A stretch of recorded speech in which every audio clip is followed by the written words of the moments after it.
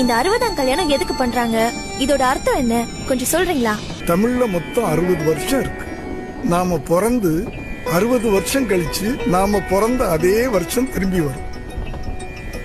இப்ப சோபகிருத ஆண்டு நடக்கும். இதே மாதிரி நான் பிறக்கும் போது இதே சோபகிருத ஆண்டு நடந்திருக்கும். ஒருத்தருக்கு முழுசா 60 வயசு கடந்து 61வது வயசு வரும்போது அவன் பிறந்த அதே தமிழ் வருஷம் திரும்பி வரும். அந்த நிகழ்வுக்கு பேர் தான் 60ஆம் கல்யாணம், மணிவிழா, சஷ்டியப்த பூர்த்தின்னு சொல்லுவாங்க. ஒரு மனுஷன் எத்தனையோ கண்டங்கள்ல இருந்து தப்பிச்சிருப்பான். அத்தனை கண்டத்துல இருந்து தப்பிச்சு 60 வயசு உயிரோட இருக்கிறதுன்றது கடவுள் கொடுத்த வரம் தானம்மா.